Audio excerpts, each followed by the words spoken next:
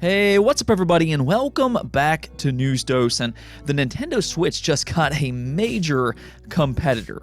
Yeah, those Nintendo Switch OLED pre-orders just went live today, but at the same time, Valve just announced their brand new handheld device, and this thing looks pretty fantastic, especially for the price, and we will go over all of the latest details on all of that today.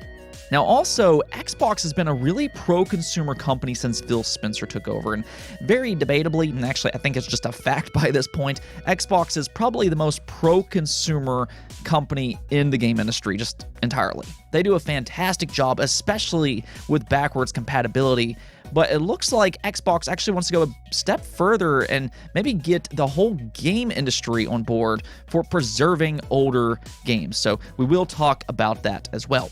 With that said, let's just go and get right into the news, starting off with Zelda Skyward Sword HD. Zelda Skyward Sword HD does release tomorrow for the Switch, and I know there's going to be some excitement and a little bit of skepticism at the same time for this game. Not everybody's a big fan of Zelda Skyward Sword, but yes, this game will be releasing tomorrow, and actually, reviews have already started to come out, and it currently sits at an 82 overall score on Metacritic. That's a pretty good overall score, though a lot of people are kind of focused on comparing this to the old Zelda Skyward Sword, the original that released on the Wii. The original did have a 93, so here we have Zelda Skyward Sword HD, which is an improvement in every possible way, yet it is 11 points lower than the original. And okay, yeah, that's kind of strange, though. That's not really all that uncommon when it comes to HD re-releases. It seems like most of the time when a game gets an HD re-release, they do review lower than the original, and a part of that is because some features may not have necessarily aged as well, and, you know, the expectations just go up over the years. I also think that public reception can affect review scores as well, and Skyward Sword is probably one of the most criticized Zelda games, and on top of that, there's been this whole controversy surrounding Zelda with it being $60 and it just being a simple HD remake with, you know, some quality of life improvements. So I do think that that can have an effect as well, but from everything that I've been reading and hearing, Zelda Skyward Sword HD does sound better in every possible way than the original. So if you did like the original, you're definitely going to like the HD remaster. And if you didn't play the original, well, you're just going to get a better overall game in this situation. Either way, it did review pretty well with having an 82 overall score. That's a very good score, even if it isn't a 93 like the original, though that just kind of shows you how things can kind of change over time. Next up, though, let's talk about Resident Evil Village. I do believe that Resident Evil Village is probably one of the best games that's released for these next-generation consoles so far, but apparently the PC version was having some performance issues, and well, I guess that was because their anti-tampering technology that they used, which was Denuvo. Now, Denuvo has a bit of a bad reputation, and it's actually for this exact reason right here. A lot of these PC games will run Denuvo in the background, which is this anti-tampering technology, though in a lot of different situations, it's been reported that Denuvo has caused some performance issues because of its high CPU usage during gameplay. So anytime that you see Denuvo, there's always going to be that concern that there will be performance issues, and in this case, that's exactly what happened to Resident Evil Village. Now, what's happening here is that somebody actually cracked Resident Evil Village, and apparently this version runs much better than the official release. And actually, Digital Foundry tested it out themselves, and yes, this version, the cracked version, does run much better than that original release, which is a sign that, once again, Denuvo strikes again.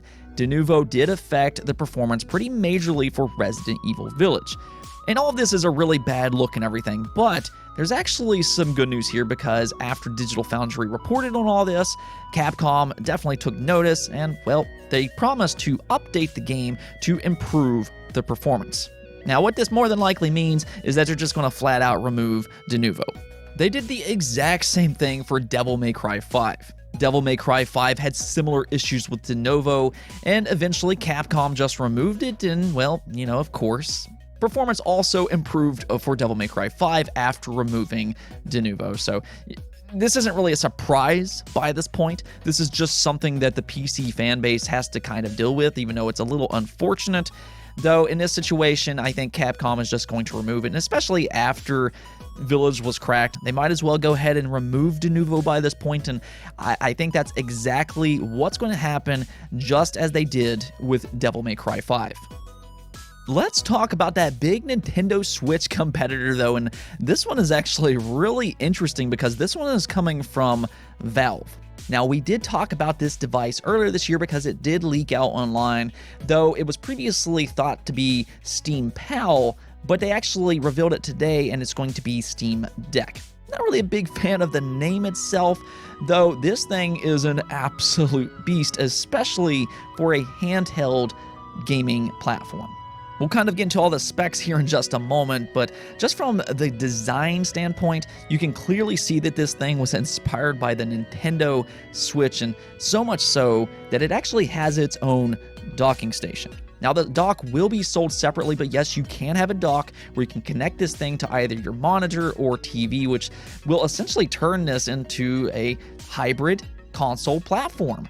That's actually very cool, but don't let that fool you because this is more than just a hybrid console. This is still very much a PC with the Steam OS running, that you can actually remove the Steam OS and just run whatever operating system that you want.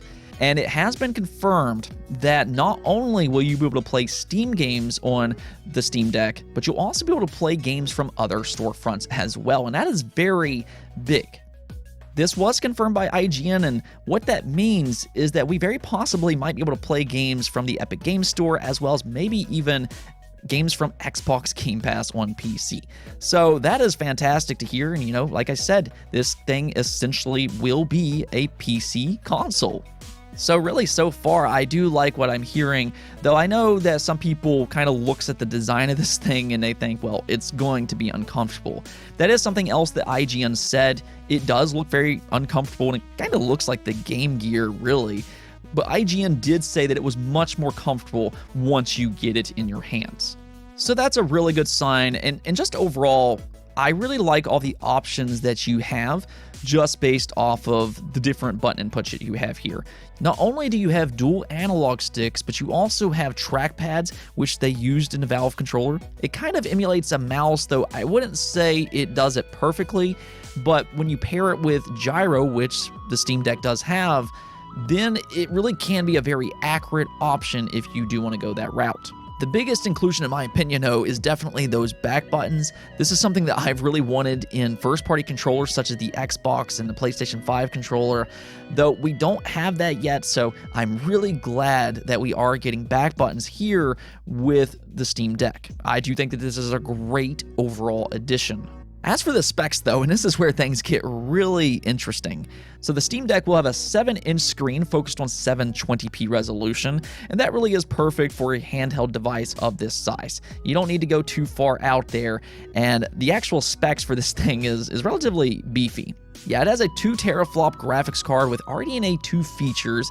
It has a Zen 2 CPU, 16 gigabytes of DDR5 RAM, and then you have multiple options for your memory. Yes, there will be multiple ways to buy the Steam Deck. You have a $400 option, which has 64 gigabytes of internal storage. And then you have a $530 option that has 256 gigabytes of internal storage, but actually this is an NVMe solid state drive, so that is a big jump over the $400 option. Last but not least, though, you also have a $650 option, which includes 512 gigabytes of NVMe solid-state drive internal storage, and it also has a premium anti-glare etched glass. So this thing can get a little bit more expensive, though it is packing quite a bit of power for the price that you get here. First off, the main device that the Steam Deck will be compared to is obviously going to be the Nintendo Switch. But the Steam Deck is significantly more powerful. And just to put it out there, the Nintendo Switch OLED is $350, but you can spend $50 more to get the Steam Deck, which is significantly more powerful. I guess you can kind of say this was the real Switch Pro. And obviously, Steam has a very large library, which we'll talk about that here in just a moment. But in terms of power, the best comparison that we probably have right now is probably the PlayStation 4 and then the Xbox One. That's about how powerful this thing is, but it's actually better because it does have RDNA 2 features, so you can use things like ray tracing. It also has a better CPU, and it's got more and better RAM. You can even get a solid-state drive if you want. So, I mean, this thing is a very powerful handheld device for a pretty good price, and really, if you start to think about it, and like I just said, Steam has a very big library of games. I mean, right out of the box, you're going to have access to just an absurd amount of titles, including, some Xbox-related titles, some PlayStation first-party titles. You're going to be able to play Sea of Thieves, Halo Infinite, Forza Horizon, Death Stranding, Days Gone, Horizon Zero Dawn. All of these games are going to be playable on this Steam Deck. That's pretty cool to think about. And then, of course, you have all these other big AAA games, whether that be something like Control. You want to play Resident Evil Village. You can play all these games on the Steam Deck at probably low to medium settings. So just overall, I think this is a really cool device. Now, I don't know exactly how popular this device will be, but I do think it's an attractive device, and if you do want to pre-order the Steam Deck, it will start shipping in December of 2021, and you can make a reservation to get your Steam Deck starting tomorrow on Friday, July 16th at 10 a.m. Pacific Time. The reservation will cost you $5, and the first 48 hours of reservations are actually restricted to Steam accounts with a purchase prior to June 2021. So if you are a Steam customer, they're trying to make it as easy as possible for you to pre-order this device. And like I said before, I think it's an attractive device. Let me know what you think about it in the comments below, though. Are you interested in the Steam Deck or not? Let me know. Let's talk about Xbox, though, or more specifically, we're actually going to be talking about preservation of older games. Something that we've seen Xbox just do a fantastic job with in recent years is their support for backwards compatible games. They've just done a great overall job at preserving old Xbox games, Xbox 360 games, or even Xbox One. They are doing a great job at preserving, or even in some situations, making these games run and look better on current platforms.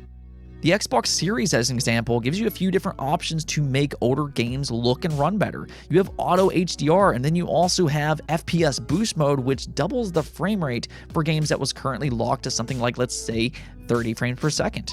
Dark Souls 3 just got an update last week to where it can now run at 60 frames per second on the Xbox Series, which is just absolutely fantastic. Even then, though, Xbox Phil Spencer believes the game industry as a whole can do better. So Phil Spencer did appear on the Kinda Funny Gamecast, and he did talk about preservation a little bit, and yeah, let's just go and check out what he had to say. I do worry a little bit about losing our art form and the history of it. When I think about old ROMs and MAME and these things of where these old games are going to go as the hardware that's capable of running those games, I really wish as an industry we'd come together to help preserve the history of what gaming is about, so we don't lose the ability to go back. As an industry, I would love it if we came together to help preserve the history of what our industry is about so we don't lose access to some of the things that got us to where we are today and built this industry. That would be a cool thing. And I just absolutely love this comment. Not only does Xbox do a great job at preserving their own games, but it looks like Phil Spencer is expressing interest in the game industry as a whole to just do better and, maybe start to archive their games. This is something that fans have been wanting for a long time, and especially in the year of 2021. Game preservation this year in particular has been a big topic, especially when you have somebody like PlayStation that was prepared to remove the PlayStation Store for the PlayStation 3, PlayStation Vita, and the PSP. I mean, the PlayStation Vita isn't even really that old of a device, but they were already prepared to remove the PlayStation Store. Luckily, they backtracked on that, though, as fans were not happy, to say the least. But that is an overall concerning situation. A lot of these games are digital only now, and if the PlayStation Vita store did just disappear, there's several digital only games on that storefront that would have just been gone forever. That's just very unfortunate. So I do think that Phil Spencer has a good point here. While there are some fans out there that does a great job with game preservation, I think that these big game publishers, the game industry as a whole, needs to just come together and do that themselves. They need to start to archive these games. So I would like to see that happen, but as always, I guess we'll see. At the very least, though, please, PlayStation and Nintendo, do a better job with your backwards compatibility. Moving on, though, we do have one last topic, and I'll make this one real quick, and that's for Pokemon Unite. Now, not long ago, it was revealed that Pokemon Unite, that MOBA-style Pokemon game, was going to release sometime this July for the Nintendo Switch. Well, we got an exact release date now for July 21st. Yeah, you'll be able to download Pokemon Unite July 21st, and I think this is a pretty interesting looking game. I do think that Pokemon combined with that MOBA-style gameplay could actually turn out to be a surprise hit. I know console gamers aren't big into mobile-style games, but it's very popular over on mobile devices and in PC, so we'll kind of see what happens with this game. Now, if you are on the edge, if you want this game or not, I would at the very least recommend downloading it before August 31st because you'll actually get a free Aurora if you do. So do keep that in mind. Anyways, like I said, I think this is an interesting game, and at the very least, I'll check it out myself. On to the poll of the day, though. Nickelodeon All-Star Brawl was recently announced, which is probably the most high-profile Smash Brothers clone that we've seen since, well, PlayStation All-Stars Battle Royale. And you know what? I do think that Nickelodeon All-Stars Brawl has some potential, but it did have me wondering, would you all be interested in buying a PlayStation All-Stars Battle Royale 2 for the PlayStation 5 if it was ever revealed? I think the idea for PlayStation All-Stars Battle Royale was a pretty good idea. I personally like the idea of having these fighting games for these big publishers such as PlayStation, Xbox, and Nintendo. I would like to see Xbox try something like this as well. That's for a different topic, but we have seen PlayStation, in fact, do this in the past, and it got rather mixed results. It didn't really play like Smash Brothers, and it was quite a bit different, and not everybody liked it. But maybe a second try they could do even better, but unfortunately, you all don't seem too interested in having a title like this. 74% of you said no, you would not buy a PlayStation All-Stars Battle Royale 2. And okay, I get it. Like I said, the first game, it was a little bit mixed, but I think that it deserves a second try. I wasn't really too big into the first game myself, to be completely honest, but at the same time, I would be willing to see them try to take a second shot at this and see what they can do. They have a lot of gaming IP that they can work with, and yeah, I say, why not? See what happens here, though.